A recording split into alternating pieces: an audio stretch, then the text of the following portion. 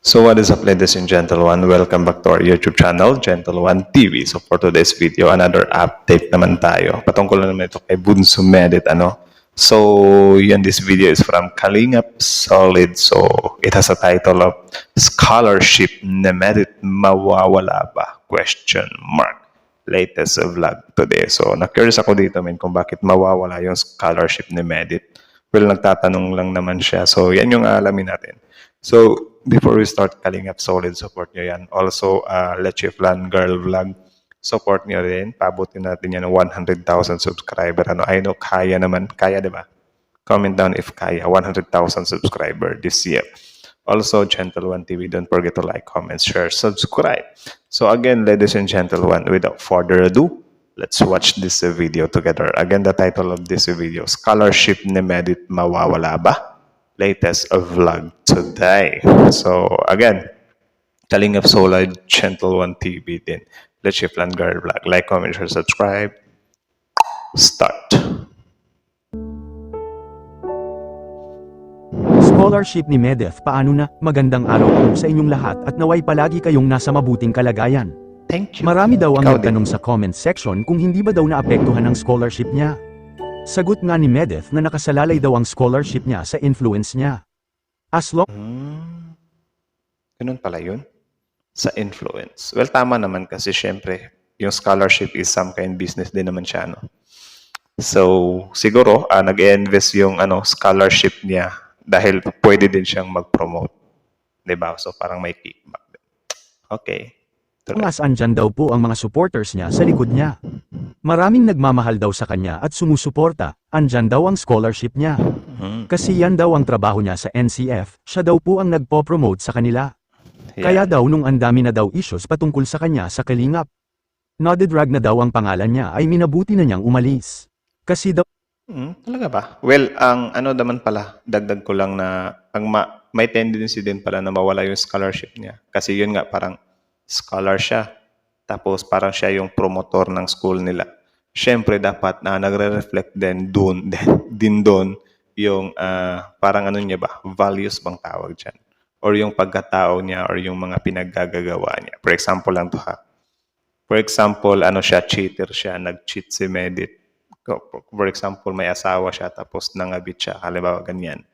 'Di ba? So, sobrang pangit no na i-sponsor pa siya ng school gayong bad record siya. Parang ganun ba? Yun yung mga pwedeng or mga instances na pwedeng ma-trigger na mawala sa kanya yung sponsorship niya, 'di ba? Or yung sponsorship, scholarship niya. So, something like that. So, pakinggan pa natin. po pinuprotektahan niya ang image niya. Kasi kung masira daw ang image niya. Pag nawala daw ang good image niya sa social media ay mawalan daw siya ng scholarship. Doon Pwede po yun, daw possible. nakasalalay ang scholarship niya, habang tumataas daw ang community niya. Dama-dami at lumalawak ang influence niya, mas 100% daw po ang scholarship niya ay hindi mawawala.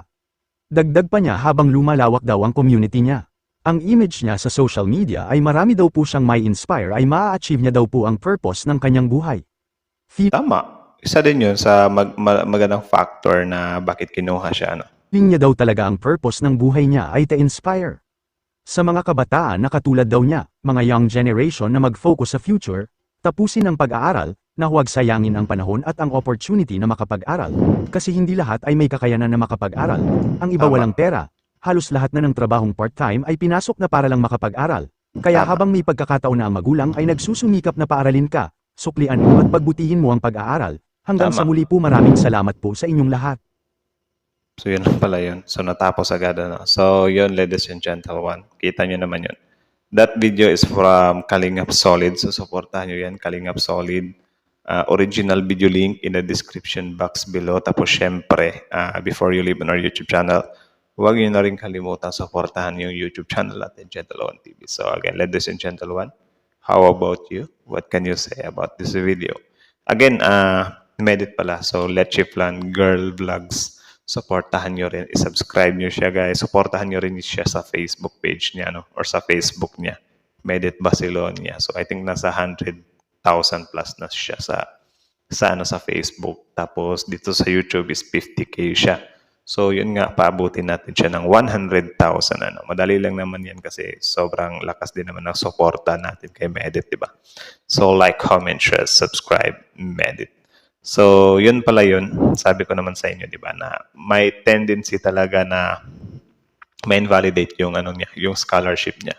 If ever na yun, magiging bad influence na siya. So hopefully, no hopefully kasi ano din naman, alam naman natin na anong anong klaseng tao si Medit, di ba?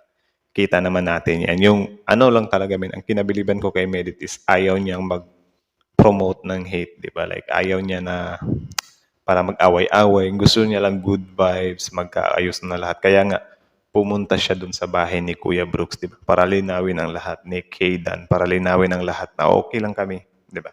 Kita naman natin na okay lang naman sila talaga. It's just, sa social media kasi, kung hindi mo i-correct yung mga bagay, kung hindi ka magsasalita, parang lalaki yun eh. So, yun yung ginawa ni Medit. Though, meron din naman siyang effect kasi yun nga, parang inatake din siya ng mga basher sa kabila or mga tao sa kabila na kesyo ganyan nagpapapansin, kesyo ganyan nagugulo. Pero yun, siguro hindi lang nila naiintindihan yung yung tawag diyan, yung pinaka-purpose ni Medit kung bakit siya pumunta doon So, well, yung mga solid Medit supporter, naiintindihan nila yon kahit na hindi sabihin ni Medit kung ano yung dahilan niya pagpunta doon. Alam na natin kung ano yung dahilan niya doon.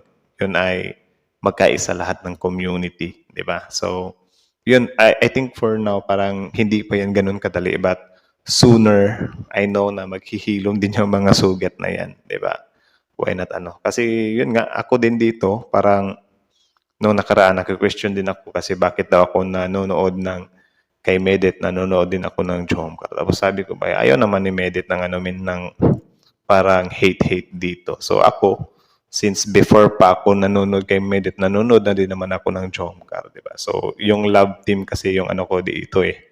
Yung kung pwede ko lang siyang bigyan ng mga comment, ng mga komento, ng mga opinion, di ba? Pinapanood ko kung meron tayong pwede makuha mga lesson doon. Pinapanood ko yun. So, hindi ako nandito para parang anuhin yung issue ng kabilaan. It's just, wala lang. Gusto ko lang talagang manood ng mga updates patungkol sa kanila. Kumusta na yung status nila. Paano sila unti-unting umasenso sa buhay. Like for example, si Medet, sinusundan ko yung mga videos niya. Yung Jomcar, sinusundan ko. Yung Edsy, yung Kambal na Australiano, susundan ko din yun. Di ba? Yung changes ng buhay nila ba? Tapos yung simplicity ng pag-arte nila. Di ba?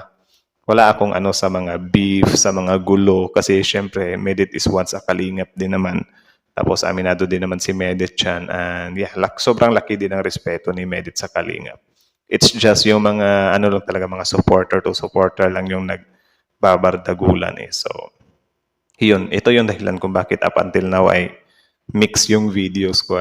So, yeah. Nanonood lang din naman ako ng ng mga tawag dyan. Pwede kong pagkuhanan ng mga lesson kahit hindi naman ganong ma-lesson yung mga pinagsasabi natin. Kasi syempre, random lang din naman yung mga comment opinions natin dito. Hindi siya yung tipong madiinan, yung deep, yung lang talaga kung ano yung pag-intindi natin, paano nila hinahandle yung sitwasyon. Diba? Something like that. So, yun. Same as Medit. Sobrang believe ako sa mga pinaggagawa niya. Actually, so baybayan ko talaga si Medit hanggang sa makita ko na aabot na siya ng 500,000, 100,000, 1 million subscriber, makapagpatayo siya ng napakalaking bahay, magmamayari siya ng coach, something like that, diba? So, yan yung ko dito kung bakit nanunood ako random. So, yan lang naman. Thank you so much for watching. Again, Kalingap Solid, Gentle One TV, then Let Your Plan Girl Vlog. Like, comment, share, subscribe. Gentle One TV is